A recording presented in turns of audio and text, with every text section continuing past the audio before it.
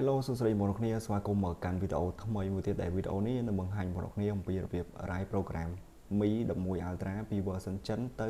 global version ក្រុមហ៊ុនដែលបងប្អូនដឹងហើយគឺ China version ជា program ដែលពិបាកក្នុងការប្រើប្រាស់មែនទែនបញ្ហាមាន3ធំៗគឺទី1អត់មាន Google Play Service ឬហៅ Play Store ត្រូវតែឡើងក្រៅហើយចំណែកកម្មវិធីក៏ជាប្រភេទកម្មវិធីចិនអញ្ញញ៉ៃច្រើននិងពិសេសបំផុតនោះគឺអត់ដើរ notification អញ្ចឹងបញ្ហា3ហ្នឹងគឺជាបញ្ហាដែលបងប្អូន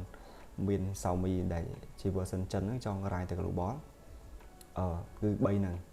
អូខេដើម្បីធ្វើបានខ្ញុំត្រូវឆែកលេខ model ដើម្បីប្រកបចិត្ត 100% សិនព្រោះដោយសារតែយើងអាចមើលតែរូបរាងបានទេអញ្ចឹងយើងត្រូវមើលលេខកូដសម្ងាត់វាយើងបិទទូរស័ព្ទចុចលីមដកឲ្យជាប់ហើយដល់វាចូលរហូតដល់វាចូល password mode ចាំយើងដកដៃហើយចុចពាក្យ password នៅលើ unlock to យក generate quick info ពេលហ្នឹងវានឹងបង្ហាញព័ត៌មានដូចជា product bootloader ហើយនឹង model អញ្ចឹង model គឺគេដាក់ថា Mi 11 Ultra ហើយលេខ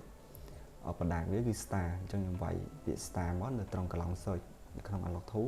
ដើម្បីបញ្ជាក់ថា model ហ្នឹងគឺមាន support នៅក្នុង unlock to អត់ដល់វាយទៅគឺមានហើយមាន2គឺ Mi 11 Pro និង Mi 11 Pro Mi 11 Pro និង11 Ultra model ពីរហ្នឹងគឺតែមួយទេគាត់ថាប្រទេសគេផ្សេងដាក់ឈ្មោះផ្សេងអញ្ចឹងហើយខ្ញុំមាន firmware ដែលជា firmware ពិសេសគឺអត់ត្រូវការ unlock bootloader ទេ firmware ហ្នឹងគឺ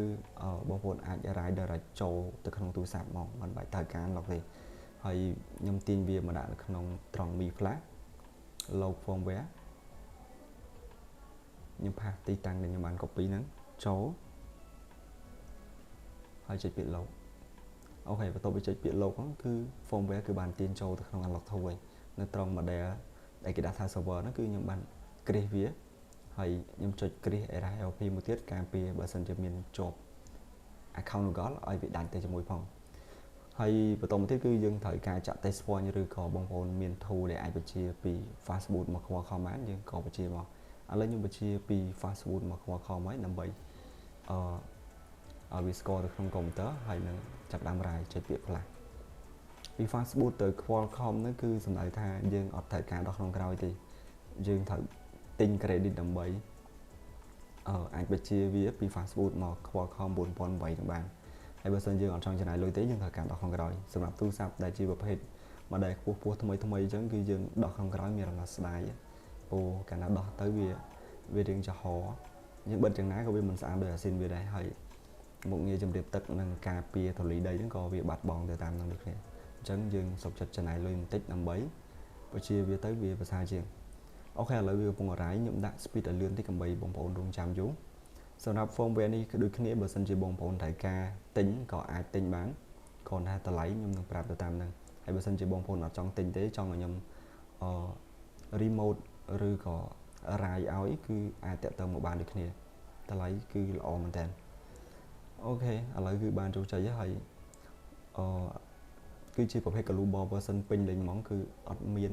កម្មវិធីចិនញញ៉ៃទៀតទេហើយភាសាក៏មានគ្រប់ប្រទេសរួមទាំងប្រទេសខ្មែរយើងដូចគ្នាបើសិនជាបងប្អូនចង់ដាក់ language ខ្មែរក៏ដាក់បានហើយចំណែក Google វិញគឺមកទាំងជាកញ្ចប់ហ្មងមានន័យថាមាន Google Play Store Google Play Service Google Map Google Gmail និង YouTube ជាដើមគឺមកពីនេះមកយើងអត់ចាំបាច់ទៅតម្លៃទៀតទេ reset មិនក៏អត់បាត់ដែរហើយពិសេសមួយទៀតដែលបងនេះកំពុងយកមកឲ្យខ្ញុំរាយគឺគាត់ថាវាដើរ notification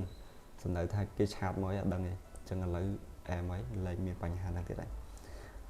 ហើយ firmware ហ្នឹងគឺជា firmware HyperOS 1.គឺជា firmware បេចុងក្រោយទៀត